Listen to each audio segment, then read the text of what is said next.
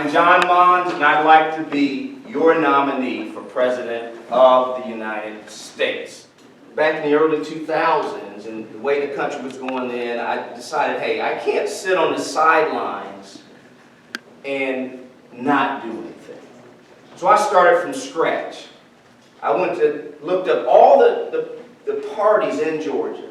Democrats, Republicans, Constitution, Green Party, Reform Party, and the Libertarian Party.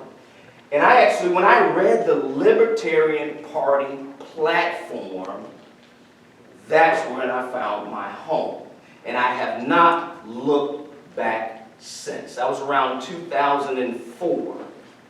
And I appreciate all the hard work that you're doing here in Kentucky, and that led the party to the point where it was around when it was my turn to look, and I found it home. Appreciate that. So like most people, I had no idea, no inclination of ever running for office. None. It was nowhere on my radar. But you know how the party is. They're always looking for candidates, right? So in 2006, living in South Georgia, I was the only Libertarian in the bottom half of Georgia. They said, hey, why don't you run for office? So I actually ran for a local school board seat in 2006, by myself, making history, having success. So, okay, ran for school board. And what did I do? I always run using the Libertarian platform as my basis. So when you run for school board, you talk about what?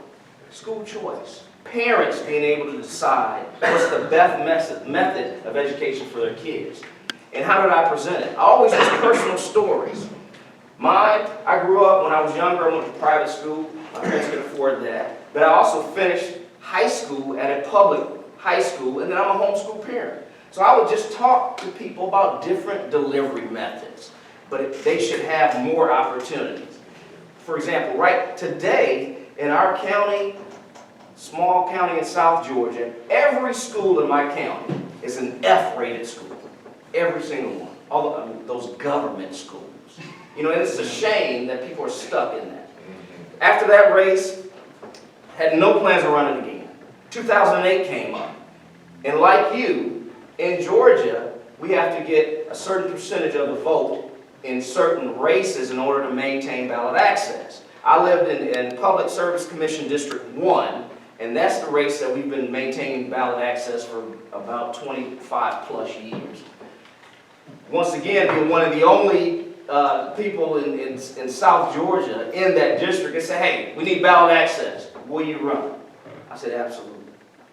I'll do anything I can to help this party, because that's how much I believe in it. So 2008 was the year that I became the first Libertarian in party history to get 1 million votes. 1 million times, over 1 million times, somebody checked the box for the LP. And I'm very proud of that. Since then in Georgia, we've had, I believe, 3 other candidates to get over 1 million votes. And that's because the Georgia Party, we're putting in the work, finding good candidates. Once again, never plan on running. 2 years later, at convention, hey, we got this governor race coming up. Man, with that 1 million votes, you got a little credibility. Would you run again? I'm like, no, I don't want to. We need you. I said, absolutely, I'll run. And put together a great campaign, team. And that year, got over 100,000 votes. That was the record for an LP gubernatorial candidate in the LP Georgia history. Making history every time I run. That's what happens. That's what we do. But in that run, I also had the ability, one thing that we don't have much of a problem is public broadcasting, gets us in debates. So I was able to debate Governor Barnes, which is the former governor, he was a Democrat. And in that particular race, the one issue that was very popular with the people, even with the Republican Party, that the former governor did not want to deal with was Sunday sales of alcohol. Most people at that time were like, hey, why can't we buy alcohol on Sunday? So during one of the debates in Warner Robins, when you get to ask a candidate, a question, I hammered Nathan Deal because I figured, Georgia's a red state, so more than likely, he was going to be the winner in the election. So what can I do to get something done without even having to win this race? And when I got my question, I hammered him on it. I said, the former governor said he wouldn't sign a bill. Your party wants to pass the bill, and the people love it and want to do it. Will you sign the bill if they pass it? And he was like, well, let me think about it. And so I hammered it. I said, well, first of all, as governor, I know I'd sign it. What about you? I said, there you go again. Here's a politician. This is a yes or no question. And he does not want to make a commitment. And he finally said, well, I tell you, if they pass the legislation, I will sign the bill. And that's exactly what he did. I'm not going to take all the credit, but I think I should get just a little bit on being an effective candidate. And that's what we want out there. My last race before this one, 2014, once again, it was for ballot access. That one I wasn't very active in the campaign. But still, even in that race, there were over 700,000 people checked LP when they went to vote. All right. So that's kind of, every time I've run, the only time I've run is as a libertarian. And that's the only thing I'll do. And I've been involved in this party for almost 15 years. And along the way, I met, folks like Scott Ken over here. We met way back in 2009 over in South Carolina. And, you see the sharp guy he is today, but back then he was kind of pretty new to the party. He's pretty quiet and everything, but, and that's another thing I love about the party. I love about being here with you all. You meet the best people across the country, and that's why I'm committed. Let me get to my run.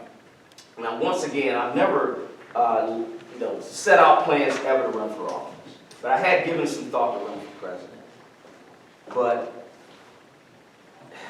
But it's a big decision anytime you run. I admire all candidates because it's not for everybody. But my inspiration, I got to thinking, I do a lot of genealogy in my family, and I got to thinking about my great-great-grandparents, Mourning and Columbus Ferguson. They were actually enslaved in Georgia.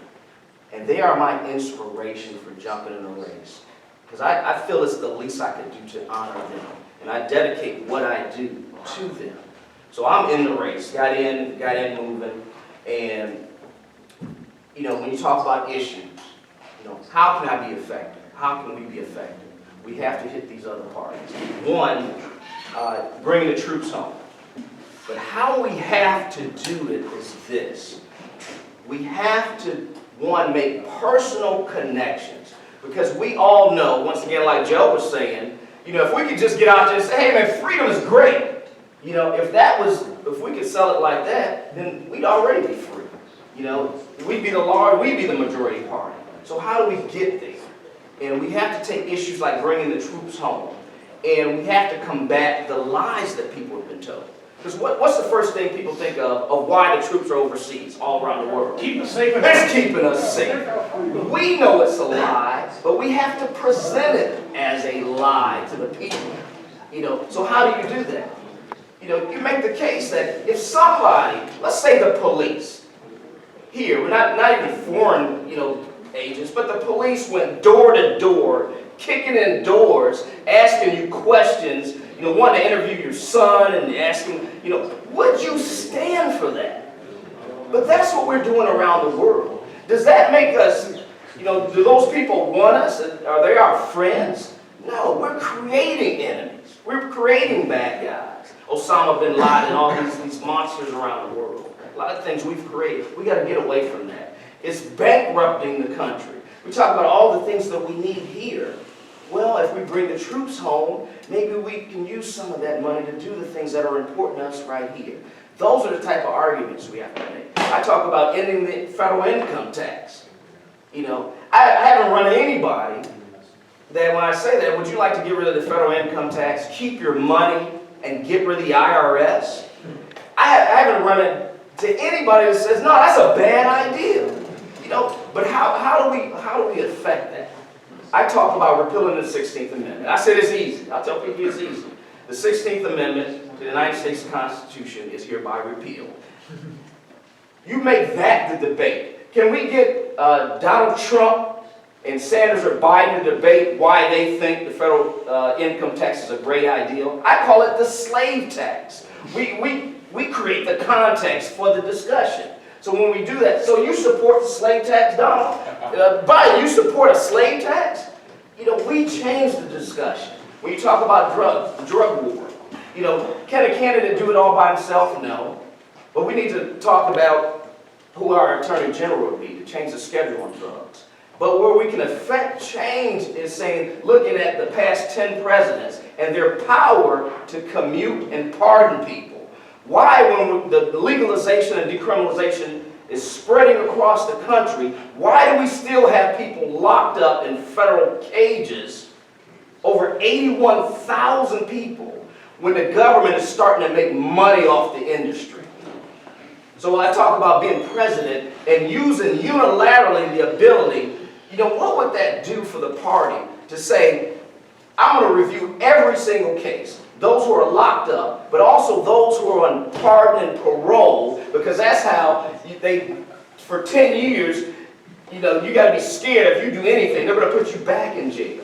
Can we force those other candidates to commit to saying, this is an injustice, and these people need to be out of jail? That's the type of things you want a candidate to do.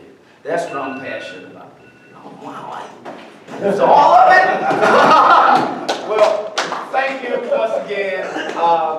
We're going to be here, so if you have questions for me, please feel free to ask me one-on-one. Thank you.